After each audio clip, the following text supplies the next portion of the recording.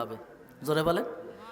চোখে দেখো না, তাড়াতাড়ি শহর থেকে যাও, ফিরিয়ে নিয়ে আসো, নতুন শাড়ি নিয়ে আসো। এই তোমার এই ময়লা কাপড়, সিরাফাটা কাপড় নেবো, বলবে না বলবে না? জোরে বলেন। রাগ করবে না করবে না? তা আমরাই বৌমার পর রাগ করি না, বৌমার আমার এবার রাগ করে? জোরে বলেন। করে না করে না? তারাও কিন্তু করে, আমরাও কিন্তু বেশি করি, কথা ঠিক কিনা? তবে স্বামী স্ত্রীর ভিতরে মিল মহব্বত ভালোবাসা, আল্লাহ নবী বলেছেন পৃথিবীতে জান্নাত, জোরে কন সুবহানাল্লাহ। আর দুনিয়া কুল্লুহু মাতাউন অকুল্লু মাতাই দুনিয়া ইমরাতু সালেহা। আল্লাহ নবী বলেন পৃথিবীর সব কিছুই সম্পদ, তবে সতী সাথী ন্যায় পরায়ণা আল্লাহওয়ালা মেয়ে মানুষ, নামাজি পরহেজগার মেয়ে মানুষ হলো পৃথিবীর সবচেয়ে সেরা সম্পদ, জোরে কন্যা সুবহানাল্লাহ। এরপর আল্লাহ নবী বলেন পৃথিবীর ভিতরে সুলাইমান নবীর রাজত্বের চাইতেও বড় কিছু যদি সেই মেয়েটা নামাজি হয়, পরহেজগার হয়। আমাদের মা বোনদের আমরা বলবো, মা আপনারা 4টা আমল করলে জান্নাতি। কয়টা? জোরে বলেন। কয়টা? 4টা আমল করলে আপনারা জান্নাতি। 1 নম্বর পাঞ্জেগানা নামাজ। 2 নম্বর কি? জোরে বলেন। রমজান মাসের রোজা। সামনে তো রমজান মাস আসতেছে, এই তো সবে বরাতের চাঁদ উঠেই পড়েছে। বাজার আবার ভাইরা আমার, পর্দা আলে মা বোনেরা, আপনাদের জন্য 4টা আমল।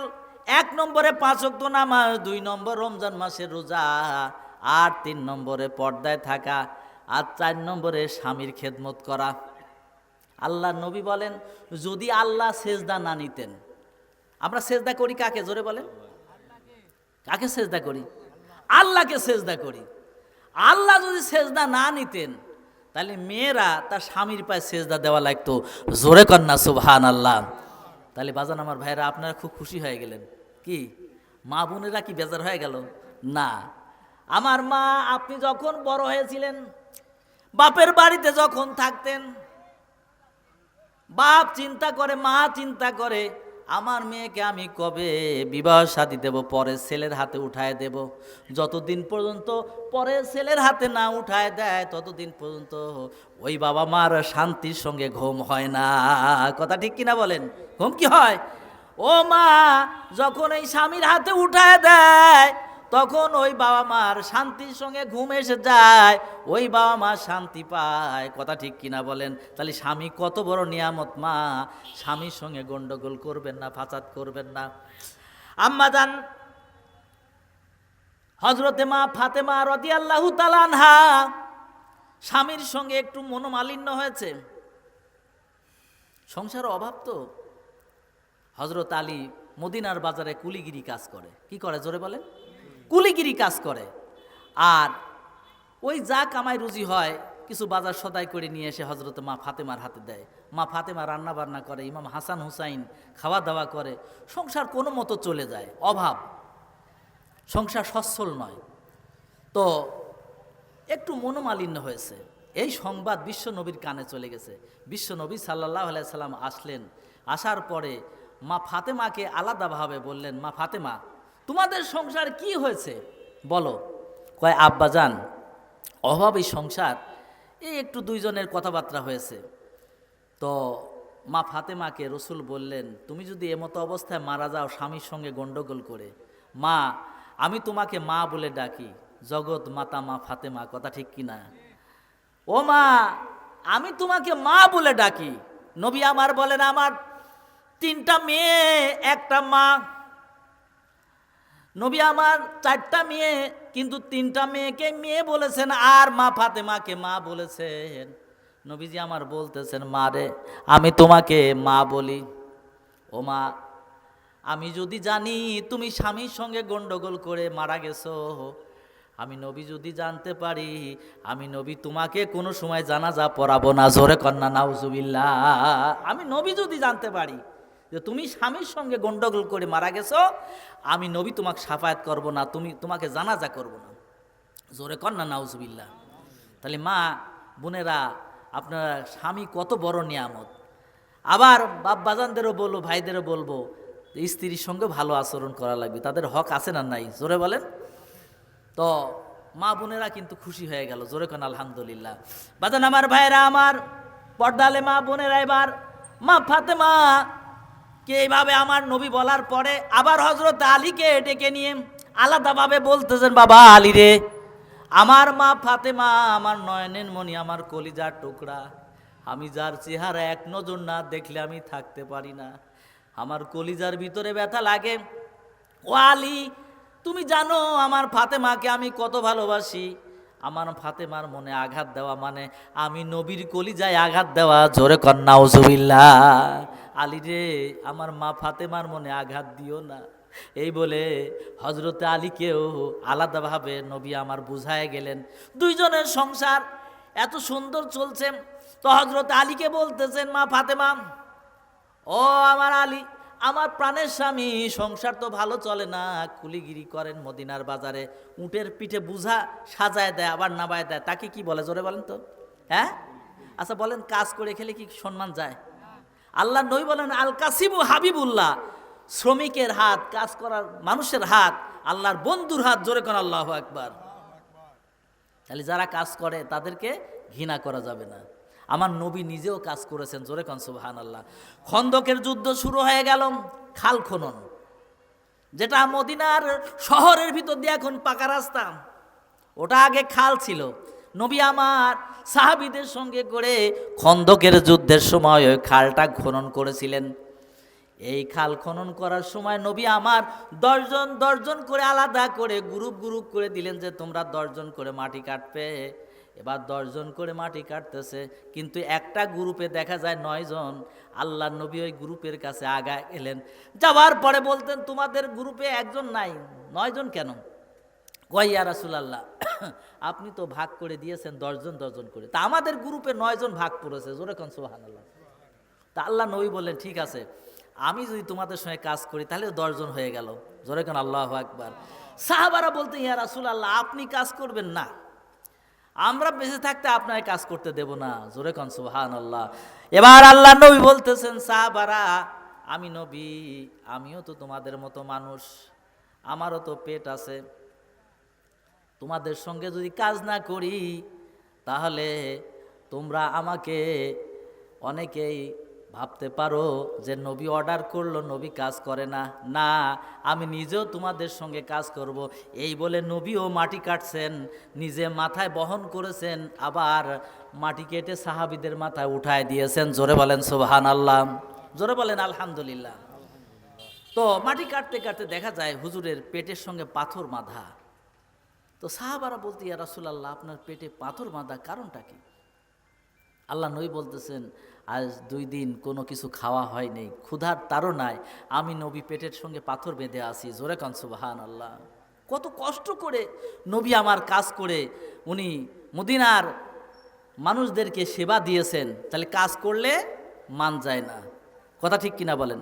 বাজান আমার ভাইরা, আমার হযরতে আলী কারামাল্লাহু ওয়াজহু রাদিয়াল্লাহু তাআলা আনহু আল্লাহ নবীর শিক্ষায় শিক্ষিত। কথা ঠিক কিনা? সেই মানুষটা মদিনার বাজারে কাজ করে। হযরতে মা ফাতেমা বলে, স্বামী রে, তুমি যে কাজ করো, সংসার তো ভালো চলে না, তাহলে তুমি একটু ব্যবসা করতে পারো না? ব্যবসা করো, পুঁজি লাগে না, টাকা লাগে না। তো মা ফাতেমা বলতেছে, আমার আব্বা আমাকে একটা চাদর দিয়েছে, এই চাদরটা বিক্রি করে তুমি মদিনার বাজার থেকে কিছু কিনে নিয়ে আসো আর ব্যবসা শুরু করো। জোরে কোন সুবহানাল্লাহ। তো মা ফাতেমার দেওয়া চাদর কানা নিয়ে হযরতে আলী কারামাল্লাহু ওয়াজহু রাদিয়াল্লাহু তাআলা আনহু মদিনার বাজারে চলে যাচ্ছেন। প্রতিমধ্যে আপনার খরিদ্দার এসে বলতেছে, ভাই আলী কোথায় যাও? কয় চাদর বিক্রি করব। কয় কত চাও? কয় দিবেন কত? কয় না, তুমি চাও। হযরতে আলী দাম চাইলেন 60 দিরহাম। কত দিরহাম? জোরে বলেন। 60 দিরহাম। তো না, 6 দিরহাম। 6 দিরহাম। তো তখন ওই খরিদ্দার বলতে, ঠিক আছে, 6 দিরহাম দিয়েই নেব। তো 6 দিরহাম দিয়ে উনি চাদরটা কিনে নিলেন। জোরে কোন সুবহানাল্লাহ। কিনে নেওয়ার পরে এখন চিন্তা করলেন, এই টাকা দিয়ে কিছু বাজার সদাই করব আর কিছু ব্যবসার জন্য রাখবো। তো প্রতিমধ্যে যেতে না যেতেই এক ফকির এসে দাঁড়ায় গেল। তো আলীর কাছে বলতে, ভাই আলী, আমি অনেক দূর থেকে আসছি, মুসাফির মানুষ, আমাকে কিছু সাহায্য করো। তা আল্লাহর কুরআন বলতেছে, ওয়া আম্মাস সাইলা ফালা তানহার। জোরে কোন আল্লাহু আকবার। সায়েল যদি হাত পাতে তোমরা তাকে ফিরায় দিও না। এবারে হজরতে আলীর কাছে যখন সাহেল হাত পেতেছে, 1 দিরহাম তুলে হজরত আলী দিয়ে দিলেন। বলে ভাই এতে আমার হবে না। হজরত আলী বললেন যে আর 1 দিরহাম দিলাম। কয় না তাও হবে না, আমার বাড়ি অনেক দূরে, আমাকে দাও। এই বলে দিতে দিতে হজরত আলী 6 দিরহামই দিয়ে দিয়েছে। জোরে কর আল্লাহু আকবার। তো 6 দিরহাম দেওয়ার পরে রিক্ত হস্ত। তা উনার মনে মনে ধারণা যে আল্লাহ কালামে পাকের মধ্যে তো বলেছেন ইন্নাল্লাহা ইশতারা, যে আয়াতে কারিমা আমি প্রথম তেলাওয়াত করেছি সূরা তওবার, আল্লাহ বলতেছেন বিসমিল্লাহির রহমানির রহিম, ইন্নাল্লাহা ইশতারা মিনাল মুমিনিনা আনফুসাহুম ওয়া আমওয়ালাহুম বিআন্না লাহুমুল জান্নাহ। আল্লাহ বলতেছেন বান্দারে আমার সঙ্গে ব্যবসা করো, 1-এর বিনিময়ে 10, 1-এর বিনিময়ে কত? তাহলে 6-এর বিনিময়ে কত হবে? জোরে বলেন। 60। 6-এর বিনিময়ে কত হবে? তো 6 টাকা আমি দান করেছি, আমি 60 টাকা পাবো। জোরে কোন আল্লাহু আকবার। আল্লাহ বলেন মান জাবিল হাসানাতি ফালাহু আশরু আমসালিহা। জোরে কোন আল্লাহু আকবার।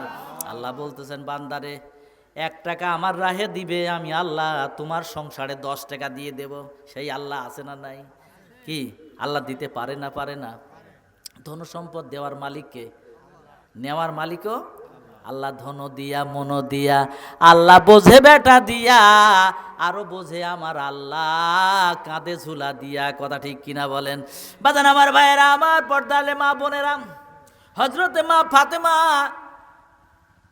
যে চাদরটা দিয়েছেন হজরত আলী 6 দিরহাম বিক্রি করার পরে ফকির এসে হাত পেতেছে, সাহেল এসে হাত পাতার পরে উনি গোটা টাকায় দান করে দিলেন। এবারে চিন্তা করলেন ফাতেমার কাছে কি যায় বলবো, বাজার সদাই তো কিছুই করতে পারলাম না, ব্যবসা করার জন্য দিল, তবে আল্লাহ ব্যবসা করতে বলেছে, দেখি আল্লাহ পাক সুবহানাহু ওয়া তাআলা কি করে। এই বলে মদিনার বাজারের দিকে আগাচ্ছে। প্রতিমধ্যে দেখা যায় একজন ঘোড়া ব্যবসায়িক ঘোড়া নিয়ে দাঁড়ায় আছে, অ্যারাবিয়ান হর্স, বিশাল ঘোড়া। তখন হজরত আলীকে বলতেছে, ভাই আলী, তুমি কি আমার এই ঘোড়া কিনে নিতে পারো? আমার ঘোড়াটা নিয়ে নাও। কয় ভাই আমি তো রিক্ত হস্ত, আমি কিভাবে কিনবো, আমার কাছে টাকা নেই। কয় তুমি বাকিতে নাও, নিয়ে মদিনার বাজারে বিক্রি করে আমার এই টাকাটা ফেরত দিয়ে। কয় তোমার ঘোড়ার দাম কত? কয় 100 দিরহাম। কয়শো দিরহাম? জোরে বলে 100। তুমি যা বিক্রি করবে লাভ অংশ তোমার, আসল আমাকে দিয়ে দিবে। কয় এরকম ব্যবসা হলে তো ভালোই হয়। জোরে কোন সুবহানাল্লাহ। এরকম ব্যবসা হলে কি হয়? ভালোই হয়। হযরত আলী রাদিয়াল্লাহু তাআলা আনহু এবার মদিনার বাজারের দিকে ওই ঘোড়াটা নিয়ে যাচ্ছে। প্রতিমধ্যে এক ব্যাপারী এসে, ঘোড়ার ব্যবসায়ী এসে বলতে, ভাই আলী দাঁড়াও, তোমার ঘোড়ার দাম কত? কয় তুমি দিবে কত? কয় না তুমি চাও। কয় না তুমি কও। কয় 160 দিরহাম তোমার ঘোড়ার দাম দেব। জোরে কন্যা সুবহানাল্লাহ। হযরত আলী কারামাল্লাহু ওয়াজহু অঙ্ক মিলাচ্ছে যে কিনলাম 100, দান করি যে 6, তাহলে লাভ হচ্ছে আপনার 160, তাহলে 60 দিরহাম। অঙ্ক মিলেছে না মিলে নেই? জোরে বলেন। এবার হযরত আলী রাদিয়াল্লাহু তাআলা বললেন দেন টাকা। সঙ্গে সঙ্গে ঘোড়া কিনে উনি বিক্রি করে দিয়ে 160 দিরহাম নিয়ে এসে 100 দিরহাম ঘোড়া লাগ দিয়ে দিলেন, আর 60 দিরহাম নিয়ে মদিনার বাজারে চলে গেলেন। যাওয়ার পরে মনের মতো করে সদাই পাতি করলেন, বাজার সদাই করলেন, আর বাদ বাকি টাকা পয়সা গাঁটটি করে নিয়ে এবার যখন মা ফাতেমার বাড়িতে নিজের বাড়িতে যখন যায়, ওই বাজারে ব্যাগটা দিলেন হযরত আলী। অনেকগুলো বাজার দেখে হযরতে মা ফাতেমা বলতেছে, প্রাণের স্বামীরে তুমি এত ব্যবসা করেছো, এত বাজার তো কোনোদিন তুমি আনতে পারো নাই, তাহলে ব্যবসায় খুব লাভ হয়েছে। কয় মানে লাভ কি? কঠিন লাভ হয়েছে। জোরে কোন আল্লাহু আকবার। তবে আমি এই বাজার নেব না। আমার আব্বা বিশ্বনবী এর সমাধান না দেওয়া পর্যন্ত এই ব্যবসায় যে লাভ হয়েছে, কত তুমি লাভ করেছো, এই বাজার যদি আমার আব্বা নিতে বলে তাহলে এই বাজার নেব, তাছাড়া নেব না। জোরে কন্যা সুবহানাল্লাহ। এবার মা ফাতেমা হযরত আলীকে সাথে করে নিয়ে যখন বিশ্ব নবীর দরবারে হাজির হয়ে যায়, দেখে হযরত আলী যে ওই ঘোড়াটা গাছের সঙ্গে বাঁধা। আবার দেখা যায় যে ওই ফকিরটাও বিশ্ব নবীর দরবারে, আবার যে ঘোড়া ব্যবসায়িক সেও রসুলের দরবারে, যে ঘোড়া কিনেছে সেও রসুলের দরবারে। জোরে কোন আল্লাহু আকবার। কি এটা আশ্চর্য ব্যাপার না? ইনশাল্লাহ আমি এই ঘটনা শেষের দিকে বলবো। তার আগে বলতেছিলাম যে ছিঁড়া ফাটা ময়লা কাপড় স্বামী এনে দেয় তাহলে বউ রাগ করে না? করে না? জোরে বলেন, করে না? করে না? বাজার আমার ভাইরা আমার, তাহলে আমরা প্রতিদিন নামাজের মধ্যে বলি আলহামদুলিল্লাহ, না বলে আলহামদুলিল্লাহ বলি না? বলি না? জোরে বলেন। কেউ যদি জিজ্ঞাসা করে কেমন আছে, কয় আলহামদুলিল্লাহ। কিন্তু লম্বা হাঁটা যে একটু খ্যাঁস খ্যাঁস করে হাঁসের গলার মতো বলার দরকার। তাফসিরুল কোরআন মাহফিল, কোরআন তাফসির, তাহলে তাফসির কিভাবে করতে হয় এগুলো তো আমাদের জানতে হবে, কথা ঠিক কিনা?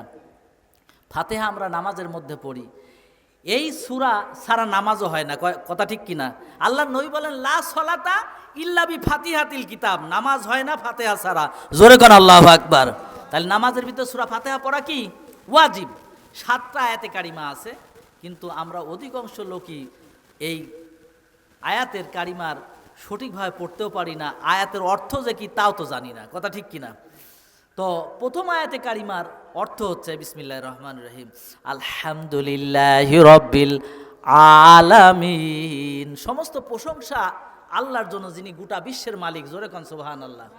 আর যদি বলি আলহামদুলিল্লাহি রাব্বিল আলামিন, গোটা বিশ্বের মালিক আল্লাহ, কিন্তু ছিঁড়া ফাটা ময়লা কাপড় তার জন্য। জোরে কোন নাউজুবিল্লাহ। নামাজ কি হবে? তাহলে এইগুলো সঠিক করার দরকার আছে না নাই? তাহলে মরার আগে না মরার পরে? জোরে বলে। তাহলে ফাতিহা শরীফ যদি কেউ পড়ে, গোটা কোরআন শরীফ পড়লে যে সোয়াব হয়, সেই সোয়াব তার আমল নামায় দেওয়া হয়। জোরে বলেন সুবহানাল্লাহ। ফাতিহা শরীফ পড়লে কি হবে? গোটা কোরআন শরীফ পড়ার সোয়াব তার আমল নামায় দেওয়া। শুধু তাই নয়, ফাতিহা শরীফ যদি কেউ পড়ে, আল্লাহ পাক কতটা কিতাব নাজিল করেছে পৃথিবীর? 104খানা। কতখানা? জোরে বলেন। 104খানা কিতাব আল্লাহ পৃথিবীতে নাজিল করেছে। তো আল্লাহর নবী বলেন যে সূরা ফাতিহা যদি কেউ পড়ে, শুধু গোটা কোরআন শরীফ তেলাওয়াত না, 104খানা কিতাব তেলাওয়াত করলে যে সোয়াব হয়, এত সোয়াব তার আমল নামায় দেওয়া হয়। জোরে বলেন না সুবহানাল্লাহ। তাহলে আমরা সূরা ফাতিহা পড়বো, নামাজ পড়বো, আল্লাহ আমাদের তৌফিক দেন। জোরে কেন আমিন। আরো জোরে বলেন না আমিন। এরপরে আল্লাহর নবী বলছেন, যদি কেউ সূরা ইখলাস 3বার পড়ে, কুল হুয়াল্লাহু আহাদ, বলেন বিসমিল্লাহির রহমানির রহিম, কুল হুয়াল্লাহু আহাদ আল্লাহুস সামাদ লাম ইয়ালিদ ওয়া লাম ইউলাদ ওয়া লাম ইয়াকুল লাহু কুফুয়ান আহাদ। যদি এই সূরা 3বার পড়া হয়, কয়বার? এই সূরা তো আমাদের সকলেরই জানা। এই সূরা 3বার যদি কেউ পড়ে, আল্লাহর নবী বলেন তার আমলনামায় 1 খতম কোরআন শরীফ পড়ার সওয়াব দেওয়া হয়। জোরে বলেন না একবার সুবহানাল্লাহ। তাহলে আমরা কয় ওয়াক্ত নামাজ পড়ি? জোরে বলেন। 5 ওয়াক্ত পড়ি। এই 5 ওয়াক্ত নামাজ যদি কেউ পড়ে, তাহলে আল্লাহ পাক সুবহানাহু তাআলা তার আমলনামায় 50 ওয়াক্ত নামাজ পড়ার সওয়াব দিবে। জোরে কন্না সুবহানাল্লাহ। গত মাস গেছে মেরাজের, এটা হলো শবে বরাত, তারপরে কি রমজান মাস। তো রমজান মাসে নামাজ কালাম বেশি না কম? জোরে বলেন। বেশি না কম? বেশি। খাওয়া দাওয়াও বেশি না কম? জোরে বলেন। তাহলে যে মাসে নামাজ কালামও বেশি, খাওয়া দাওয়াও বেশি, রমজান মাসের মতো এরকম বরকতপূর্ণ মাস যদি সারা বছর হয়, কি মুসলমানের জন্য আনন্দের বিষয় কিনা? জোরে বলেন। কিন্তু আমরা অনেকেই রমজান মাস আসলে পারে কি বিরক্ত। আবার দেখা যায় অনেকে হোটেলের মধ্যে বসে বসে পর্দা টানায় খাচ্ছে, মনে হয় আল্লাহ ওখানে দেখে না। জোরে বলেন। আল্লাহ চোখে ওখানে যায় না। দারুণ কুয়াশা বাংলাদেশে, আমরা তো সামান্য একটু দেখতে পাই না। আল্লাহর কি এরকম সমস্যা? আল্লাহ পাক সুবহানাহু তাআলা বলেন, ওয়াল্লাহু বাসীরুম বিল ইবাদ। আল্লাহ বলেন বান্দারে, আমি সব কিছু দেখে থাকি, সব কিছুই শুনে থাকি। জোরে কোন সুবহানাল্লাহ। আমার কোনো কিছুই অন্তরায় হয় না। তাহলে আল্লাহ পাক সুবহানাহু তাআলা তিনি আমাদেরকে দুনিয়ার ভিতরে প্রেরণ করেছেন, সংসার জীবন করতে হবে, কিন্তু তাই বলে নামাজ কালাম বাদ দিয়ে, মসজিদ বাদ দিয়ে নয়। কথা ঠিক কিনা বলেন? আল্লাহ বলেন বিসমিল্লাহির রহমানির রহিম, ইয়া আইয়ুহাল্লাযীনা আমানু লা তুলহিকুম আমওয়ালুকুম ওয়ালা আওলাদুকুম আন যিকরিল্লাহ।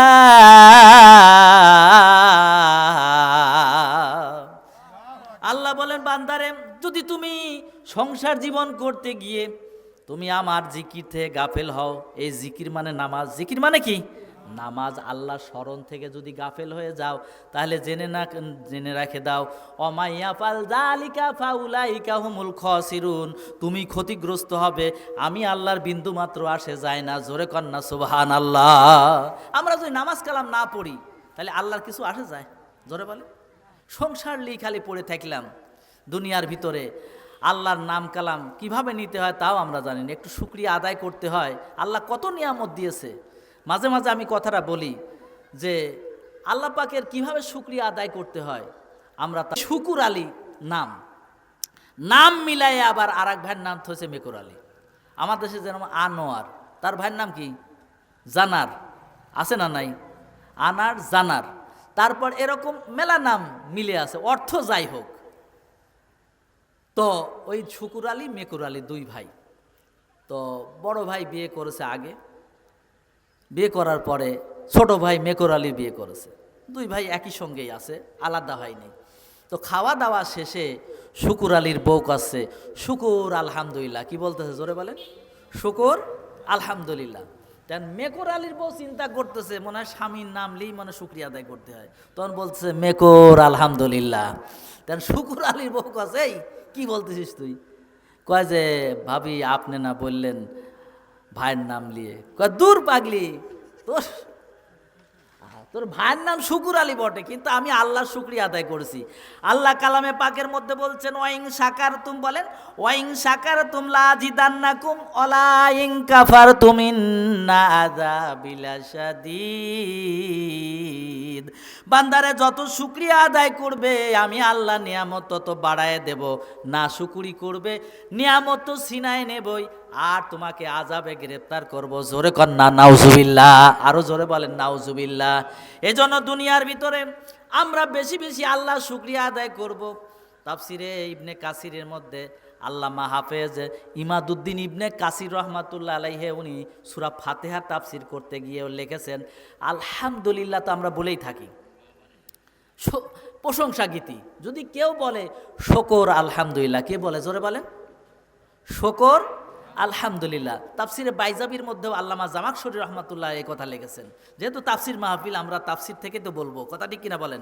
বাজান আমার ভাইয়েরা আমার, কেউ যদি খাওয়া দাওয়া শেষে বা নিয়ামত পাওয়ার পরে বলে শুকর আলহামদুলিল্লাহ, দেখবেন মা বোনেরাই বেশি বলে শুকুর আলহামদুলিল্লাহ, বলে না? বলে না?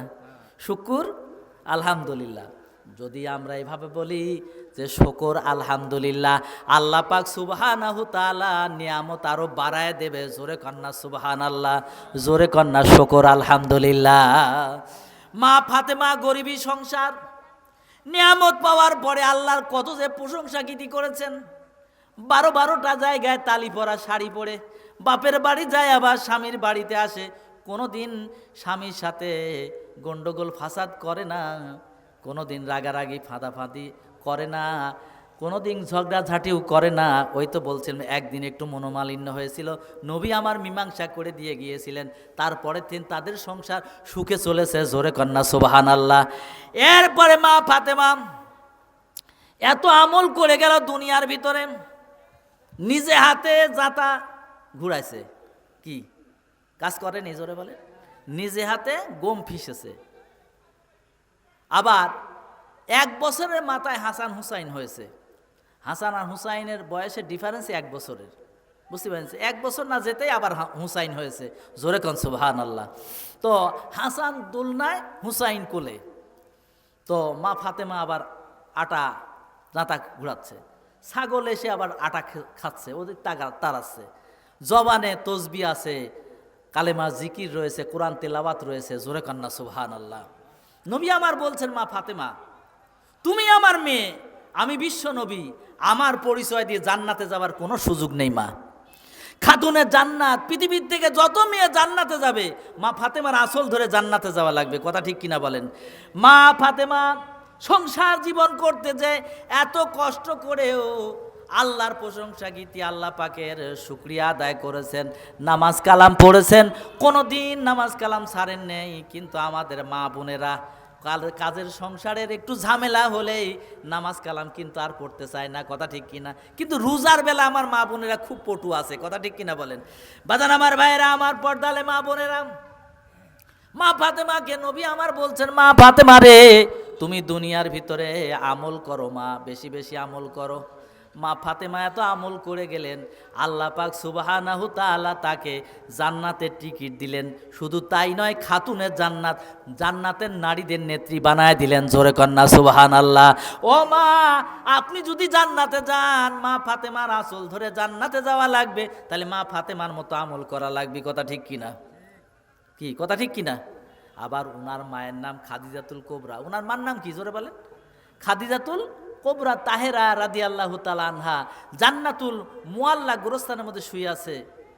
আল্লাহ আমাকে দেখিয়েছেন সেই জান্নাতুল মুআল্লা গোরস্থান মক্কাতে, উনি শুয়ে আছে। তো বিশ্ব নবীর সঙ্গে সংসার করেছেন, কত কষ্ট করেছেন, সব ধন সম্পদ ইসলামের জন্য দান করেছেন। জোরে কন সুবহানাল্লাহ। কি দান করেন জোরে বলেন? আল্লাহর বন্দেগী ছাড়ি দিয়েছে জোরে বলেন না। মা খাদিজাতুল কোবরার কত ধন সম্পদ ছিল? ৭২ মণ সোনার মালিক। কত মণ জোরে বলেন? ৭২ মণ সোনার মালিক, দোতলা বিল্ডিং এর মালিক, ১০০০ একর সম্পত্তির মালিক। সব ইসলামের জন্য দান করেছে। ওনারা রিক্তহস্ত থেকেছেন। আল্লাহ নবী এভাবে দুনিয়ার ভিতরে সব ধন সম্পদ ব্যয় করে দিয়েছেন। জোরে কন সুবহানাল্লাহ। বাদান আমার ভাইয়েরা আমার, মা খাদিজাতুল কোবরা তাহেরা রাদিয়াল্লাহু তাআলা আনহা, উনি দুনিয়ার ভিতরে আল্লাহর নবীকে বলতেছেন, ইয়া রাসূলুল্লাহ, ইয়া হাবিবাল্লাহ, আমার তো বয়স বেশি, আপনার চাইতে আমি বয়সে বেশি। কথা ঠিক কিনা? মা খাদিজাতুল কোবরা হুজুরের চাইতে অনেক বড়। হুজুরের বয়স যখন 25, আম্মা জান খাদিজাতুল কোবরার বয়স ছিল 40। হুজুরের বয়স 25, আম্মা জান খাদিজাতুল কোবরার বয়স কত? 40। তাহলে হুজুরের থেকে কত বছরের বড়? প্রায় 15 বছরের বড়। কথা ঠিক কিনা বলেন? বাজার আমার ভাইরা আমার, আম্মা জান খাদিজাতুল কোবরা তাহেরা রাদিয়াল্লাহু তাআলা আনহা বলতেছেন, ইয়া রাসূলুল্লাহ, ইয়া হাবিবাল্লাহ, আমি তো আপনার সংসার করলাম, আপনার হাতে ধন সম্পদ সুপে দিয়েছি, আপনি সব কিছুই আল্লাহর রাহে দান করেছেন। জোরে কান সুবহানাল্লাহ। ও নবী, আমি দুনিয়ার কোনো ধন সম্পদ চাই না, আমি আপনার কাছে 4টা জিনিস আবদার করব। কয়টা জোরে বলেন? 4টা জিনিস আবদার করব। আল্লাহ নবী বলতেছেন, খাদিজা রে, কি কি আবদার বলেন না? খাদিজাতুল কোবরা বলতেছেন, ইয়া রাসূলুল্লাহ, ইয়া হাবিবাল্লাহ, 1 নম্বর আবদার হলো, ও নবী, আমি যখন ইন্তেকালের পর্যায়ে চলে যাব, আমার যখন মরণের জাকানদানি শুরু হয়ে যাবে, আপনার নবুয়তির হাতখানা আমার বুকের উপর রাখবেন, যাতে করে আমার অতি আসানে জান কবজ হয়ে যায়। জোরে বলেন না সুবহানাল্লাহ। আল্লাহ নবী বলতেন, খাদিজা রে, ও আমার বিবি খাদিজা, কি আর আবদার বলেন? 1 নম্বর তো হলো মরণের জাকানদানি শুরু হলে আপনার নবুয়তির হাতটা আমার বুকের উপর রাখবেন, যাতে করে অতি আসানে জানটা কবজ হয়ে যায়। 2 নম্বর আবদার কি? কয়, ইয়া রাসূলুল্লাহ, ইয়া হাবিবাল্লাহ, দুনিয়ার কোনো দর্জির দোকানের কাফন দিয়ে আমার কাফন হবে না। কয়, তাহলে কি দিয়ে হবে? কয়, ইয়া রাসূলুল্লাহ, আপনি যদি অনুমতি দেন, আপনার গায়ের পুরাতন চাদর, পুরাতন জুব্বা, আপনি যেটা আর গায়ে দেন না, ওটা বাতিল করেছেন, আমি ওই জুব্বা, ওই চাদর মুবারক সেলাই করে করে আমি ওটা কাফনের ব্যবস্থা করে রেখেছি। জোরে কন্যা সুবহানাল্লাহ। ইয়া রাসূলুল্লাহ, ইয়া হাবিবাল্লাহ, সাধারণ দর্জির দোকানের কাপড় আমার কাফন হবে না। ও নবী, আপনার নবুয়তির গায়ের চাদর মুবারক, এই পুরাতন জুব্বা মুবারক দিয়ে আমি কাফন বানিয়ে রাখছি, আপনি অনুমতি দিলে এইগুলো দিয়ে আমার কাফন হবে। আল্লাহ নবী বলেন, খাদিজা রে, আর কি বলেন না? এটা অনুমতি দিলাম, আর কি বলেন না? ইয়া রাসূলুল্লাহ, ইয়া হাবিবাল্লাহ, যখন আপনি আমার কবরে নামবেন, আমাকে নিয়ে আমার মুখটা কেবলামুখী করে দিবেন, আর মুনকার নাকির ফেরেশতা আসবে কবরে, এই সওয়াল জবাব টুকু আপনি দিয়ে দিবেন। জোরে কন্যা সুবহানাল্লাহ। এই 4টা আবদার কি সব মনে হয় দুনিয়ার আবদার নাকি? জোরে বলেন, দুনিয়ার কোনো আবদার আছে? সব হলো আখিরাত মুখী আবদার। জোরে কোন আল্লাহু আকবার। বাজান আমার ভাইয়েরা আমার, পর্দালে মা বোনেরা, মা খাদিজাতুল কোবরা তাহেরা রাদিয়াল্লাহু তাআলা আনহা আল্লাহ নবীর হাতে কালেমা পড়ার পরে উনি ইসলামের জন্য সব কিছু সুপে দিয়েছিলেন। তো আরবের লোকেরা বলতো, খাদিজা ঠকে গেছে, সে একজন গরিব মানুষকে বিয়ে করেছে, তার বাপ মা কেউ নাই, এতিম মানুষ। এবারে সম্পদগুলো তার হাতে দিয়েছে, খাদিজা একবারে ঠকে গেছে। আম্মাজান খাদিজাতুল কুবরা তাহেরা রাদিয়াল্লাহু তাআলা আনহা, মক্কার বড় বড় লোক যারা এই প্রচার করে বেড়াচ্ছে, উনি ঘোষণা দিয়ে দিলেন, তোমরা হাজির হও, আমি যে ঠকে গেছি এই কথা প্রমাণ করে দেব, আমি ঠকেছি না জিতেছি। বিশ্ব নবীর সঙ্গে আমার বিবাহ হয়ে আমি ঠকেছি না জিতেছি তোমাদের প্রমাণ দিয়ে দেব। এবার দেখা যায় আম্মাজান খাদিজাতুল কুবরা তাহেরা রাদিয়াল্লাহু তাআলা আনহা উনি লোকজনদের ডাকলেন, ডাকার পরে লোকদেরকে বললেন, ও লোকেরা, তোমরা বলতেছো আমি নবীর হাতে কালেমা পড়ে বিবাহ শাদী করে ঠকে গেছি। শোনো, আমার বয়স 40 আর বিশ্ব নবীর বয়স 25। সে একজন যুবক মানুষ, আমার মতো একটা পৌর মহিলাকে বিয়ে করেছে, বুড়া মহিলাকে বিয়ে করেছে। বলো তো দেখি, এই দিক দিয়ে আমি জিতেছি না মোহাম্মদ আমিন জিতেছে? কে জিতেছে বলো? তখন আরবের লোকেরা বলতেছে, ও খাদিজা, তুমি তো এই দিক দিয়ে জিতেছো। জোরে কোন আল্লাহু আকবার। কি ঠিক কিনা? তো বলতেছো ধন সম্পদ সব দান করে দেছো, আমি গরিব মানুষের সাথে বিয়ে করেছি। বলো তো দেখি, দুনিয়ার ধন সম্পদ যারাই চলে গেছে মক্কা নগরীর থেকে, বড় বড় লিডারেরা, এরপরেও তোমরা আরও জানো যে তাম বিশ্বের বাদশা ছিল 4 জন। সুলাইমান পয়গম্বর গোটা পৃথিবীর বাদশা ছিল। এরপরে সেই বক্তে নসর, নমরুদ, এরপরে ছিল জুলকার নাইন, যাকে সেকেন্দার বাদশা তোমরা বলো। এই সেকেন্দার বাদশা গোটা পৃথিবীর বাদশা। বলো তো দেখি, মরার সময় কিছু কি সাথে নিয়ে যেতে পারছে? তখন আরবের লোকেরা বলছে, না তো, সে তো কিছুই নিতে পারে নাই। জোরে কন সুবহানাল্লাহ। তো তোমরা বলতে চাও যে খাদিজা সব কিছু ইসলামের পথে মুহাম্মদ সাল্লাল্লাহু আলাইহি সাল্লামের হাতে কালেমা পড়ে সব দিয়ে রিক্ত হস্ত হয়ে গেছে, মাল সম্পদ সব দিয়ে ভিক্ষুক হয়ে গেছে, আমি বলে ঠকে গেছি। বলো তো দেখি, আমি ঠকেছি না জিতেছি? তখন বলছে, তাহলে তুমি তো জিতেছো। জোরে কন সুবহানাল্লাহ। তাহলে আমি খাদিজাতু বিনতে খুয়াইলিদ, আমার বাপের নাম খুয়াইলিদ, তো আর মোহাম্মদ আমিনের বাপের নাম আব্দুল্লাহ। আর আব্দুল্লাহ পৃথিবীর ভিতরে শ্রেষ্ঠ চরিত্রবান, এরপরে সে কুরাইশ বংশের একটা শ্রেষ্ঠ মানুষ। তো আব্দুল্লাহর বংশে, কুরাইশ বংশে সবচেয়ে উচ্চ বংশে আমার বিয়ে হয়েছে। আর আমার বাপের পরিচয় কে জানে? আরব নগরীতে কুরাইশ বংশের নাম এমনকি গোটা পৃথিবীর লোক জানে, কথা ঠিক কিনা বলেন? সেই বংশে আমার বিয়ে হয়েছে। তাহলে আমি জিতেছি না মোহাম্মদ আমিন সাল্লাল্লাহু আলাইহি সাল্লাম জিতেছে? কয় তুমি জিতেছে একদিক দিয়ে। জোরে কন সুবহানাল্লাহ। তো তোমরা বলতেছো খাদিজা ঠকে গেছে, খাদিজা ঠকে গেছে। আসলে খাদিজা ঠকে নাই, খাদিজাই জিতেছে। জোরে কন সুবহানাল্লাহ। আবার শুনে নাও, আমি নবীর হাতে বিয়ে করেছি, নবীর সাথে আমার বিবাহ হয়েছে। আমি সবচাইতে চরিত্রবান, যাকে তোমরা আলামিন বলো, সত্যবাদী বিশ্বাসী বলো, আরবের সবচাইতে ভালো মানুষটার সাথে আমার বিয়ে হয়েছে। জোরে বলেন সুবহানাল্লাহ। তাহলে এদিক দিয়েও আমি জিতেছি। জোরে কন্যা সুবহানাল্লাহ। বাজার আমার ভাইয়েরা, আমার এই মানুষটার সঙ্গে আম্মাজান খাদিজাতুল কুবরা তাহেরা রাদিয়াল্লাহু তাআলা আনহা 1 নয় 2 নয় দীর্ঘ 23টা বছর সংসার করেছেন। কয় বছর? 23 বছর। আরও 2 বছর, মোট 25 বছর সংসার করে 65 বছর বয়সে উনি ইন্তেকাল করেছেন। 40 বছর বয়সে বিয়ে হয়েছে, তাহলে 65 বছরে ইন্তেকাল। তাহলে কয় বছর হয়েছে জোরে বলেন? 25 বছর না? তো নবীজির সঙ্গে উনি 25 বছর সংসার করলেন। সংসার করে নবীজিকে বলছে, ইয়া রাসূলুল্লাহ, আমার তো দুনিয়াতে আর থাকার ইচ্ছা নেই, শরীরটা ভালো লাগে না, আমার বয়স হয়ে গেছে, আমি মনে হয় দুনিয়াতে বিদায় হয়ে যাব। নবীজি আমার, আপনার কাছে আমার 4টা আবদার। নবী আমার বলতে, কি কি বলেন? কয়, ইয়া রাসূলুল্লাহ, 1 নম্বর আবদার, আমার যখন মরণে জাকানদানি শুরু হয়ে যাবে, ইয়া রাসূলুল্লাহ, আপনার নবুয়তির হাতখানা আমার বুকের উপর দিবেন, যাতে করে আমার অতি আসানে জানটা কবজ হয়ে যায়। আর 2 নম্বর আবদার কি বলেন? 2 নম্বর আবদার হচ্ছে, ইয়া রাসূলুল্লাহ, ইয়া হাবিবাল্লাহ, দুনিয়ার কোনো দর্জির দোকানের কাফন আমার কাফন হবে না, আপনার নবুতির গায়ে চাদর মুবারক আর জুব্বা মুবারক আমি সেলাই করে আমি কাফন বানিয়ে রেখেছি, ইয়া রাসূলুল্লাহ, ওই কাপড় দিয়ে আমার কাফন হবে, আপনি অনুমতি দেন। আল্লাহ নবী বলেন, অনুমতি দিলাম। আর কি বলেন না? আল্লাহ নবীর কাছে আম্মাজান খাদিজাতুল কুবরা বলতে, ইয়া রাসূলুল্লাহ, ইয়া হাবিবাল্লাহ, আপনি আমাকে নিয়ে যখন কবরে নামবেন, কবরের ভিতরে নামার পরে ও নবী, আমার মুখটা কেবলামুখী করে দিবেন। আপনি বর্ণনা করেছেন যার মুখটা কেবলামুখী থাকবে তার জন্য আল্লাহ পাক জান্নাতের ব্যবস্থা করবেন। আর 4 নম্বর আবদার হচ্ছে, ইয়া রাসূলুল্লাহ, ইয়া হাবিবাল্লাহ, মুনকার নাকির ফেরেশতা কবরে আসবে, আপনি আমার মুনকার নাকির ফেরেশতা সওয়াল জবাবটুকু দিয়ে দিবেন। আল্লাহ নবী বলতেন, খাদিজা রে আর কি বলেন না? খাদিজাতুল কুবরা বলতেন, ইয়া রাসূলুল্লাহ, ইয়া হাবিবাল্লাহ, এই 4টা আবদার ছাড়া আর কোনোই আবদার করব না। সবই মনে হয় দুনিয়ার আবদার নাকি? জোরে বলেন। শাড়ি পাটল কাপড় চুপুর খাওয়া দাওয়া ভালো, এই আবদার করেছে না।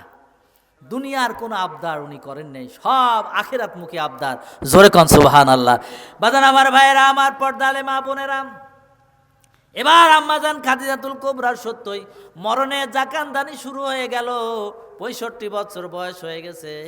এবার নবুয়তির হাতখানা আল্লাহ নবী বুকের উপর রাখলেন। অতি আসানে আম্মাজান খাদিজাতুল কুবরা জান কবজ হয়ে গেল। জোরে বলেন না সুবহানাল্লাহ। এবার আল্লাহ নবী মক্কার মেয়েদের ডেকে এনে গোসলের ব্যবস্থা করে দিলেন। গোসল করানোর পরে ওই যে পুরাতন চাদর জুব্বা মোবারক দিয়ে কাফন বানিয়ে রাখছেন আম্মাজান খাদিজাতুল কুবরা তাহেরা রাদিয়াল্লাহু তাআলা আনহা, ওই পুরাতন কাফন দিয়ে কাফনের ব্যবস্থা হয়ে গেল। এবার আল্লাহ নবী জানাজা করে কবরের ভিতরে যখন নিজে নামলেন, নামার পরে মুখটা কেবলামুখী করে দেয়, যেই ছেড়ে দেয় অমনি সোজা হয়ে যায়। আবার মুখটা কেবলামুখী করে দেয়, আবার যেই ছেড়ে দেয় অমনি সোজা হয়ে যায়। এবার আমার আপনার দরদি বন্ধু এবার বারবার এই কাজটা করতেছেন, যেই ছেড়ে দাও অমনি সোজা হয়ে যায়। আল্লাহ নবী বলতেন, আল্লাহ আমার বিবি খাদিজাতুল কুবরা তাহেরা রাদিয়াল্লাহু তাআলা আনহার কবরে কেন মুনকার নাকির ফেরেশতা আসে না? আর আমি মুখটা কেবলামুখী করে দিই, যেই ছেড়ে দিও অমনি সোজা হয়ে যায়। ও আল্লাহ, আমার বিবি খাদিজা কোন অপরাধ করেছে? আল্লাহ গো, তুমি তারে মাফ করে দাও। আমি নবী ওয়াদা করলাম আমার বিবির মুখটা যদি কেবলামুখী না হয় আর মুনকার নাকির ফেরেশতা কবরে যদি সওয়াল জবাব না নিতে আসে, কিয়ামত হয়ে গেলে আমি নবী এই কবর থেকে উঠবো না। জোরে কন্না সুবহানাল্লাহ। নবী যখন এইভাবে বলতেছেন আর কাঁদতেছেন, এবার আল্লাহ পাক সুবহানাহু তাআলার রহমতের কোলে জোশ মেরে যায়। আল্লাহ জিবরাইল ফেরেশতাকে বলতে, যাও জিবরাইল, আমার বন্ধুকে সুসংবাদ জানায় দাও, আমার বন্ধুর বিবির আমলে আমি আল্লাহ এত খুশি হয়ে গেছি যে আমি আল্লাহ পাক সুবহানাহু তাআলার জন্য 72 মণ সোনা দান করেছে, 1000 একর সম্পত্তি দান করেছে, সব কিছুই দান করে দিয়েছে। সে আমার সঙ্গে ব্যবসা করেছে, দুনিয়ার ধন সম্পদ চাই নাই, আখিরাত চেয়েছে। ও নবী, আপনি আর কাঁদবেন না, আপনি দুনিয়ার ভিতরে আপনি আমার নবীকে জানায় দিন যে আমি আল্লাহ আপনার বিবির কবরে মুনকার নাকির ফেরেশতা পাঠাবো না, আর আমি আল্লাহ তার মুখটা কেবলামুখী করব না। আমি আল্লাহ পাক সুবহানাহু তাআলা আপনার বিবির মুখটা তাকায় তাকায় দেখবো। জোরে কন্যা একবার সুবহানাল্লাহ, আর একটা বার বলেন আলহামদুলিল্লাহ। কি আমল করে গেল! আর তার মেয়ে ফাতেমাতুজ জুহরা রাদিয়াল্লাহু তাআলা আনহা, উনিও দুনিয়ার ভিতরে কি আমল করে গেল বাজান আমার ভাইয়েরা আমার। হযরত আলী রাদিয়াল্লাহু তাআলা আনহু ওই যে মদিনার বাজারে চাদর বিক্রি করে যে মুনাফা পেয়েছেন, এবারে নবীজির দরবারে এসে দেখেন সেই ফকিরও হাজির, ঘোড়া ব্যবসায়িকও হাজির, এরপরে সায়েল হাজির, এরপরে ঘোড়া ক্রেতাও হাজির, সকলে নবীর দরবারে আছে। শুনবেন না? জোরে বলেন, জোরে বলেন, কি শুনবেন না? কারা কারা শুনবেন? আল্লাহু আকবার, লিল্লাহে তাকবীর, লিল্লাহে তাকবীর। আল্লাহ পাক কবুল করেন, জোরে কোন আমিন। তো বাজান আমার ভাইরা আমার, আমি ওয়াজ ছেড়ে দিই নেই, ওয়াজ করবো ইনশাল্লাহ। প্রধান বক্তা এসে গেছে, তো আপনারা জানেন, হ্যাঁ সকলে মেহরবানি করে দোকানপাটের থেকে ভাই আমার বাজান আমার, আপনারা একটু মাহফিলে এসে বসেন। মসজিদের উন্নয়ন কল্পের জন্য আজকের এই মাহফিল। আমরা যদি দান না করি ফেরেশতা এসে তো করবে না, কথা ঠিক কিনা বলেন? তা আপনারা মধ্যে আল্লাহ পাক মা খাদিজাতুল কুবরা যদি তামাম সম্পদ দান করতে পারে, আম্মাজান ফাতিমাতুজ জুহরা যদি সংসার করে কষ্ট করে এভাবে দান করতে